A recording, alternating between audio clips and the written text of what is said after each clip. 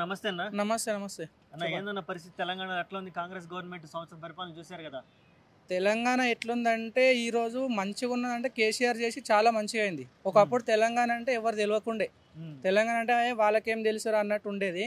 కానీ మన కేసీఆర్ పోరాటం చేసి తెలంగాణ తెచ్చిండు.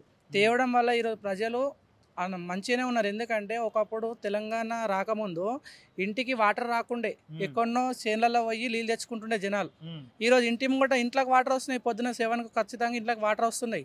అంటే అదైతే ఒక చాలా మంచిది అన్నమాట. ఒక వాటర్ అనేది అదొక మిషన్ భగీరథ వల్ల ఇంటింటికి వాటర్ రావడం వల్ల ఈరోజు జనాలు ఇంట్లో ఆడపిల్లలు చాలా సంతోషంగా ఉన్నారు. లేకపోతే వాటర్ తిరగడానికి 10 అవుతుండే ఇంట్లో పిల్లలతో ఇబ్బంది అయ్యేది. వాటర్ ఒకటి గుడ్, అది సూపర్ చేసిండు. అది కేసీఆర్ చేయడం వల్లనే ఈరోజు తెలంగాణ కూడా ఇట్లా ఉందంటే కేసీఆరే. హైదరాబాద్ కూడా ఎట్లున్నాయి ఐటీ కంపెనీలు చూసినాం కదా, మొత్తం ఫైనాన్షియల్ డిస్ట్రిక్ట్ ఉంది. ఎట్లుండేది ఒక 10 ఏళ్ళ కింద అసలు కట్టుకుట్టాలి. ఈరోజు మొత్తం మనకు అమెరికాలో ఉన్నట్టు ఫారెన్ కంట్రీలో ఉన్నట్టు అనిపిస్తుంది. అది ఎవరి వల్ల? కేసీఆర్ మన కేటీఆర్ చేయడం వల్ల ఇట్లా డెవలప్ చేసిండు. హరీష్ రావు కూడా ఏం చేసిండు, ఇప్పుడు మన వాటర్ రాని కారణం ఆయన అప్పుడు అది మినిస్టర్ ఉండే కాబట్టి దానివల్ల ఇంటింటికి వాటర్ వస్తున్నాయి. అంటే ఈరోజు అది అయితే చాలా చాలా మంచి పని ఊళ్ళల్లో. రెండోది, రైతులకు చాలా వెనుకబడ్డ ప్రాంతాలు ఇక్కడ సైడ్ అయితే తెలంగాణ అంటే. కానీ ఈరోజు రైతులు ఎందుకు బాగున్నారంటే రైతు బంధు వేయడం వల్ల. రైతు బంధు ఎట్లా టైం టు టైం మళ్ళీ సంవత్సరం 2 సార్లు ఖచ్చితంగా ఈ టైంలో ఎవరికన్నా అమౌంట్ ఇచ్చేది ఉన్నా ఏదైనా అవసరం ఉందంటే అరే పలానా రోజు ఖచ్చితంగా వస్తాయి నీకు ఇస్తా అని చెప్పేది. అంత టైం టు టైం వేసాడు కేసీఆర్. ఇప్పుడే వేస్తారు, వేయనలేడు. ఆ 10,000 నేను 15,000 అన్నాడు, 15,000 7,000 కూడా వేయట్లేడు. అదొకటి, అది అప్పుడు బాగుండే. రెండోది, ఒక స్త్రీలు ఇప్పుడు విలేజ్లలో ఎట్లుంటారంటే డెలివరీకి ఉంది వాళ్ళ బిడ్డ అంటే చాలా టెన్షన్ పడతారు తల్లిదండ్రి. కానీ కేసీఆర్ నన్ను రోజులు టెన్షన్ పడలేరు. ఎందుకంటే హాస్పిటల్లో చాలా బాగా చూసారు. డెలివరీ కానీ పిల్లలకు కానీ వాళ్ళకి మళ్ళీ సంరక్షణగా అక్కడ డెలివరీ అయిన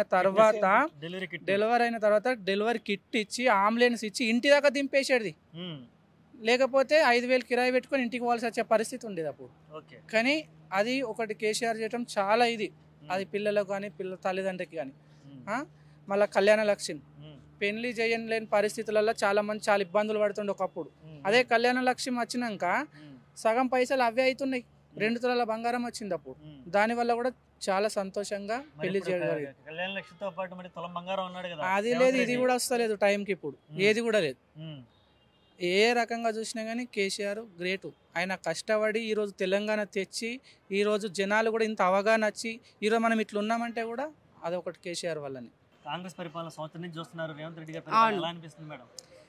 రేవంత్ గారికి నిజంగా ప్రజలు ఎంచుకొని ఇవాళ తెలంగాణ రాష్ట్రం సీఎంగా పెట్టినందుకు ఆయన చేసే అబద్ధాల హామీలను ఇవాళ ప్రజలందరూ కూడా చాలా అసహించుకుంటున్నారు. ఎందుకు మేము ఓటేసి ప్రభుత్వాన్ని అధికారంలోకి తీసుకొచ్చినామని చెప్పి ప్రతి ఒక్క ప్రజలు చాలా ఆవేదనకి గురవుతున్నారు. రేవంత్ సర్కార్ సంవత్సరం నుండి ఇచ్చిన హామీలను ఏది కూడా నెరవేర్చకపోవడం కాగా ప్రజలందరికీ కూడా హైడ్రా పేరుతోని ఇంకా విద్యా సంస్థలను తీసుకుంటే ఇవాళ ఎంతోమంది ఫుడ్ పాయిజన్తోనే ఎంతోమంది విద్యార్థులు చనిపోవడం జరుగుతుంది. అంటే ఎక్కడ చూసుకున్నా కూడా అంటే ఏ స్థాయి ప్రజలు కూడా అంటే లో నుండి మిడిల్ నుండి హై క్లాస్ వరకు కూడా తీసుకుంటే మనం ప్రజలు ఎక్కడ కూడా సంతోషంగా లేరని చెప్పి నేను భావిస్తున్నాను. రాష్ట్రంలో ఎటు చూసిన అరెస్టుల పరమే నడుస్తుంది. ఒకవైపు లగచర్ల రైతుల అరెస్టు, తర్వాత అల్లు అర్జున్ అరెస్టు, తర్వాత మళ్ళీ నెక్స్ట్ కేటీఆర్ గారిని కూడా అరెస్ట్ చేస్తామంటే వార్తలు వస్తున్నాయి. దీని మీద మీరు ఎలా స్పందిస్తారు? వాళ్ళకి అధికారం చేతగాని ప్రభుత్వంగా వాళ్ళు ఇవాళ ఈ యొక్క సంవత్సరం పాలనలో ప్రతి ఒక్కరు కూడా అది ప్రూవ్ చేసుకున్నారు. వాళ్ళు ప్రూవ్ చేసుకోవడం కాకుండా ఇవాళ వాళ్ళ చేతగాని తనంతో ఎక్కడైతే మన తెలంగాణ రాష్ట్ర బీఆర్ఎస్ నాయకులు అభివృద్ధి వైపు ఏ విధంగా అయితే అభివృద్ధి చేసినో ప్రజలందరికీ కూడా తెలుసు. అటువంటి అభివృద్ధిని చూసి ఈరోజు వాళ్ళ అధికారంలో ఉండి వాళ్ళకి చేయడం చేతగాక అది ఏ విధంగా అయితే అభివృద్ధి చేసినా వాటిని నామరూపాలు లేకుండా చేయాలని చెప్పి ఒక కక్షపూరితమైన రాజకీయ వ్యవస్థ మన రాష్ట్రంలో జరుగుతుంది. ఇవాళ నిజంగా కాంగ్రెస్ ప్రభుత్వం సర్కార్ అంతా కూడా తల దించుకునే విధంగా ఇవాళ వ్యవహరిస్తుంది. ఎందుకంటే ప్రజల వరకు పాలన ఇచ్చింది పగలు తీర్చుకోవడానికి, ప్రతీకారాలు తీర్చుకోవడానికి కాదు, ఒక అభివృద్ధిని నాశనం చేయడానికి కాదు. ఒక అభివృద్ధిని మేము చేసిన అభివృద్ధిని ఏ విధంగా అయితే నాశనం చేయాలి, అక్కడ ప్రజలు ఇబ్బంది పడుతున్నారా, ప్రజల గురించి ప్రజలు ఏ విధంగా ఇబ్బంది పడుతున్నారా ఆలోచన విధానం అనేది వాళ్ళకి నశించిపోయింది. ఏ కాడికి వాళ్ళకి సాడిజం అనేది చూపిస్తున్నారు, ఒక సైకోయిజం అనేది చూపిస్తున్నారు. చేస్తున్నారు. ఏ కాడికి ఇక్కడ కేటీఆర్ గారిని తట్టుకోలేక, కేటీఆర్ గారికి ఉన్న ఫ్యాన్ ఫాలోయింగ్ని తట్టుకోలేక, కేటీఆర్ గారు చేసిన అభివృద్ధిని తట్టుకోలేక, కేటీఆర్ గారికి ఉన్న ఆదరణని తట్టుకోలేక వాళ్ళు సతమతం అయిపోయి వాళ్ళ లా అండ్ ఆర్డర్ని కూడా ఒక వ్యవస్థని ఒక దారిలో పెట్టాల్సిన లా అండ్ ఆర్డర్ వ్యవస్థని వాళ్ళ సొంత ప్రయోజనాల కోసం ఏ కాడికి అధికారం చూపించుకోవాలని ఇవాళ తెలంగాణ రాష్ట్ర నాయకులనే, బీఆర్ఎస్ నాయకులనే కాకుండా రాష్ట్ర వ్యాప్తంగా ప్రజలందరినీ కూడా వాళ్ళు ఇబ్బంది పెడుతున్నారు. అయ్యా రేవంత్ రెడ్డి గారు, మీకు ప్రజలు ఇవాళ ఒక అధికారాన్ని ఇచ్చిండ్రు. ఆ అధికారాన్ని సద్వినియోగం చేసుకోండి, దుర్వినియోగం చేయకండి. ఎందుకంటే ప్రజలు నమ్మి మీకు ఓటేసారు. ఆ ప్రజలను ఇబ్బంది పెట్టడం వల్ల ఏమీ లాభం ఉండదు. ఇంకా ఇప్పుడైనా మీరు బుద్ధి తెచ్చుకొని, జ్ఞానోదయం తెచ్చుకొని, కనీసం ఈ సంవత్సరం 2025లో అయినా మీకు జ్ఞానోదయం అయిపోయి అధికారులపైన కక్ష సాధింపు లేకుండా ప్రజల వైపున మీరు కొంచెం మీ మైండ్ సెట్ని మార్చుకొని ప్రజల కోసం ఆలోచిస్తారని చెప్పి నేను కోరుకుంటున్నాను. ఒకవేళ ఇప్పటికిప్పుడు మళ్ళీ ఎన్నికలు పెడితే పరిస్థితి ఎలా ఉంటుంది? ఇప్పటికిప్పుడు ఎన్నికలు పెడితే మన రేవంత్ రెడ్డి గారు ఇంకా ముసుగేసుకొని పాయే అన్నట్టు ఉంటుంది. నిజంగా ఇప్పుడు గనక ఎలక్షన్స్ పెడితే ఖచ్చితంగా బీఆర్ఎస్ ప్రభుత్వానికి కళ్ళు మూసుకొని కారు గుర్తుకే ఓటేసి అత్యధిక మెజారిటీ సీట్లతోని మేము అధికారంలో ఉంటాము. దమ్ముంటే నిజంగానే ఎలక్షన్స్ పెట్టమని చెప్పి మేము కోరుకుంటున్నాం. Okay madam, thank you. KTR గారిని విచారణ పిలవడం ఎలా అనిపిస్తుంది అన్న చూస్తుంటే?